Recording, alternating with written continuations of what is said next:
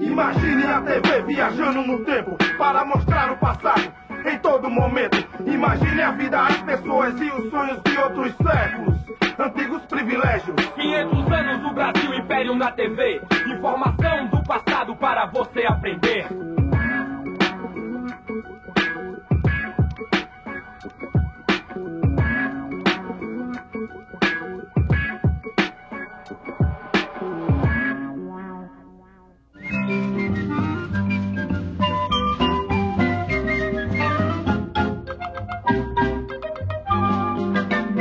A violência marca o Brasil do século XIX. A monarquia e a unidade do território foram conseguidas à força. O clima tenso aumenta com a volta de Dom João VI para Portugal. Dom João VI encontra Portugal em crise econômica e política. A Revolução do Porto impôs limites ao absolutismo. Os deputados das cortes portuguesas estão elaborando a nova Constituição do país. As decisões em Portugal irão afetar o Brasil. Pela primeira vez, deputados brasileiros são eleitos e vão à corte em Portugal defendendo a igualdade entre os dois países. Igualdade entre Brasil e Portugal? Que ideia mais besta! Ainda bem que os deputados brasileiros são 1/3 dos portugueses. Não vão conseguir aprovar nada. Já pensou? Brasileiros em altos cargos controlando o comércio. Eles querem... Agitação! Não vê esses jornais? Falam até de independência. Cruz, credo! Não deviam ter acabado com a censura. As cortes de Portugal ordenam a volta do nosso príncipe regente. Sei que Dom Pedro I não irá. A campanha do nosso jornal é um sucesso. Temos umas 8.000 assinaturas pedindo que o regente fique no Brasil. Este abaixo assinado pede vossa presença no Brasil, Alteza. Várias províncias o apoiam. Temos que construir um grande império russo-brasileiro. Minha presença aqui interessa a todo o povo. Como é para o bem de todos e felicidade geral da nação, estou pronto. Ele fica! Ele fica! Ele fica! Ele fica! José Bonifácio defende a independência política do Brasil, mas como reino irmão de Portugal. A proposta consegue o apoio de uma parte da elite brasileira e agrada em cheio a Inglaterra. Como é essa história, Joaquim? Os ingleses têm uma antiga aliança com a dinastia dos Bragança. Ter membros da mesma família nos tronos de Portugal e do Brasil é muito bom para os britânicos. Mantém privilégios comerciais que dão lucros para a Inglaterra. Mas Lisboa queria continuar mandando no Brasil. As cortes enviavam ordens e ameaças. Destituíram os ministros! Anularam a convocação da Assembleia Constituinte! Ameaçam fazer uma guerra! Precisamos de defesa militar! Vamos reunir o conselho! O príncipe deve ser informado! Ah, que foi? Vossa Alteza sente alguma dor? Notícias da corte, chalaça. Reúna meus homens. Está na hora do Brasil ficar independente de Portugal. E a independência foi proclamada. Rio de Janeiro, Minas Gerais e São Paulo aprovam o gesto de Dom Pedro. Em outras províncias, a situação é diferente. Quem explica é a correspondente Liana Muyemba. Na Bahia, grupos resistem à independência. Tropas leais a Portugal lutam contra brasileiros e aliados ingleses. Nas províncias do Ceará, Piauí, Maranhão e Pará, também estão acontecendo conflitos. Centenas de pessoas já morreram. Temos que pedir mais dinheiro emprestado à Inglaterra, chalaça. Precisamos de recursos para as batalhas. É confusão por toda parte. Vamos aprovar leis que fortaleçam o vosso governo. Será impossível um governo forte com essa Constituição que está sendo feita. Esses deputados querem diminuir o poder de vossa majestade. Vou dissolver essa Assembleia Constituinte e fazer a minha própria Constituição sem o dedinho desses deputados. Eles que façam leis no exílio.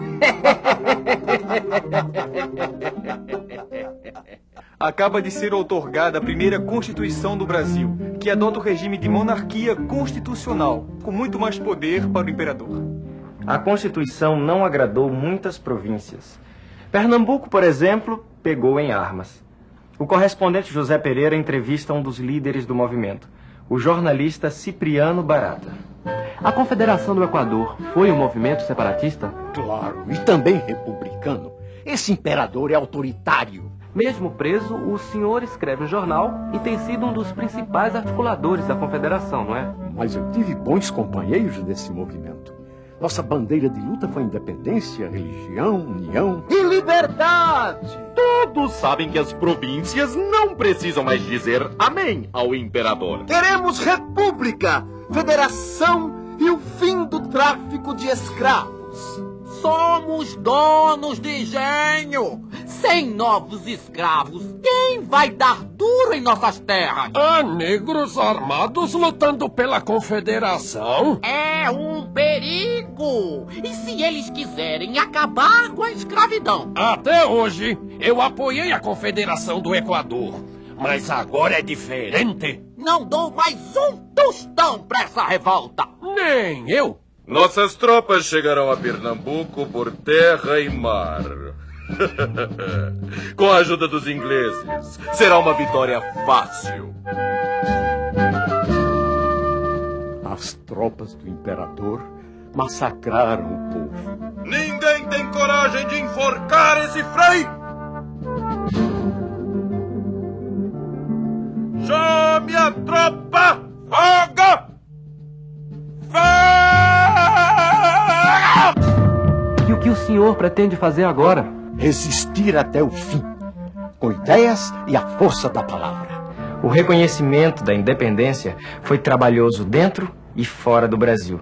E custou caro. 2 milhões de libras! É o preço da independência. Portugal exige essa fortuna como indenização. Mas não temos esse dinheiro! Era bom pedir um empréstimozinho à Inglaterra. No Brasil imperial, a dívida externa aumentava a cada dia. Havia guerra por mais território, crise econômica e política. Mas um novo fato chama a atenção de Dom Pedro I. Joaquim Vaz. Em Portugal, a morte de Dom João VI gera uma disputa pelo trono. A briga entre os irmãos Dom Pedro I e Dom Miguel deixa os brasileiros insatisfeitos. Muito bem. Dom Pedro agora só pensa em colocar a filha no trono de Portugal. Não liga mais para o Brasil. Fala baixo, Bentinho. Mas tá no jornal. Viu no que deu? O Banco do Brasil faliu. Virgem Santíssima. Mataram o Líbero Badaró! Líbero Badaró escrevia críticas ao imperador neste jornal. O assassinato dele aumentou a oposição a Dom Pedro I. Mas a gota d'água foi um conflito entre portugueses e brasileiros. Para melhorar sua imagem, o imperador visita algumas províncias. A passagem por Minas Gerais é um fracasso. Dom Pedro I e a sua nova esposa, Dona Amélia, voltam ao Rio. Durante a festa de apoio ao imperador, os brasileiros afrontam o monarca. Na segunda noite de festa, portugueses atiram pela janela garrafas e cacos de vidro. Muita gente sai ferida. Vou embora para Portugal. O povo brasileiro não me quer mais aqui. Pode ir tranquilo, majestade. Obrigado, meu caro. Apesar de nossas antigas divergências, confio a você, meus filhos e meu império.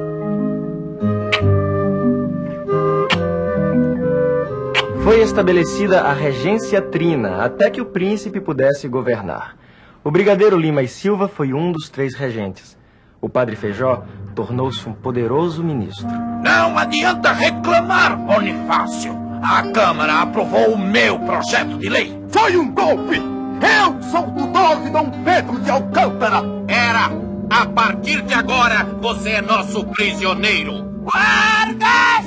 Com o fim da regência trina, Padre Feijó se tornou o regente do império. Conflitos e revoltas começaram em todo o país. No Pará, aconteceu a cabanagem. Gente pobre, como esse tapuio que morava em uma cabana, deu nome ao forte movimento popular. A cabanagem reuniu índios, negros e mestiços numa luta contra o poder central. As tropas do Império são violentas demais. Elas querem acabar com a gente. Nós chegamos a colocar você como presidente popular do Pará. Criamos um governo independente, um governo dos cabanos. A gente não quer mais receber ordem de português rico, não. É isso mesmo. Enfrentamos uma epidemia de varíola. Perdemos Belém. Estamos sem o apoio de outras províncias, mas continuaremos nossa luta. Enquanto a cabanagem acontecia no Pará, no Rio Grande do Sul havia a Guerra dos Farrapos. Acompanhe com José Pereira. Diferente da cabanagem, no Rio Grande do Sul a briga é entre os ricos, donos de terra e gado, contra o governo imperial. Acompanhe. O sal espanhol é muito caro. Os escravos custam uma fortuna. Isso aumenta o preço do nosso charque. O governo não ajuda. O charque uruguaio paga 4% de impostos. E o nosso paga 25%. E mais imposto sobre nossas terras. O Rio Grande do Sul é a sentinela da fronteira. Merece consideração e respeito. Serão 10 anos de guerra entre os gaúchos e o Império. Os revoltosos proclamam a República Rio-Grandense. Depois de muitas batalhas, Bento Gonçalves é preso. Ao lado da esposa brasileira Anita, o italiano Giuseppe Garibaldi também participa da rebelião farroupilha. O casal viaja com os farroupilhas através dos Pampas gaúchos. Os rebeldes vão a Santa Catarina e proclamam a República Juliana. Mesmo preso na Bahia, Bento Gonçalves foi aclamado presidente do Rio Grande do Sul. Um ano depois, ele escapa. Era o que faltava para a queda de Feijó. O farrapo escapou por culpa do regente. Todas as revoltas são responsabilidade do Feijó. Ele acabou com a liberdade de imprensa. Ele quer libertar os negros. Está na hora de mandar esse Feijó passear. Eu renuncio. Feijó é substituído pelo senador Araújo Lima. O novo regente tem trabalho para conter as rebeliões. No Rio de Janeiro, a maioria achava que os conflitos na regência aconteciam porque o Brasil era um império sem imperador. Veja com a correspondente Liana Muyemba. Os liberais desejam Dom Pedro de Alcântara no trono, mesmo sem ter idade para assumir o governo. E o povo também. Queremos Dom Pedro II. Embora não tenha idade. A nação dispensa a lei. E viva a maioridade! Uma comissão de senadores e deputados liberais está com Dom Pedro de Alcântara no Palácio da Boa Vista, no Rio de Janeiro. Liderados por Antônio Carlos de Andrada, irmão do ex-ministro José Bonifácio, os liberais acabam de dar um golpe. Convenceram Dom Pedro a assumir o trono imediatamente. Dom Pedro, o senhor deseja assumir o cargo de imperador do Brasil com apenas 14 anos? Quero. Já? E qual será a primeira medida do seu governo? Será organizar meu novo ministério.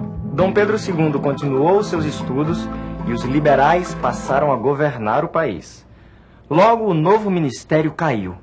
Motivo? A Guerra dos Farrapos. O governo de Dom Pedro II perdoou presos políticos, inclusive os farroupilhas. Mas os rebeldes continuam em guerra. Acompanhe. Agora sim! Temos a nossa própria Constituição. Queremos é que o Brasil seja uma república federativa e as províncias tenham autonomia. E o dinheiro dos impostos no bolso dos rio-grandenses, tchê! A guerra acabou 3 anos depois, graças a uma proposta de Luiz Alves de Lima e Silva, o futuro Duque de Caxias. Filho do general Lima e Silva, Caxias já tinha reprimido levantes no Maranhão, São Paulo, Minas e Rio. Quando o Uruguai invadiu o território gaúcho, Caxias fez uma proposta que foi aceita pelos farroupilhas: paz honrosa.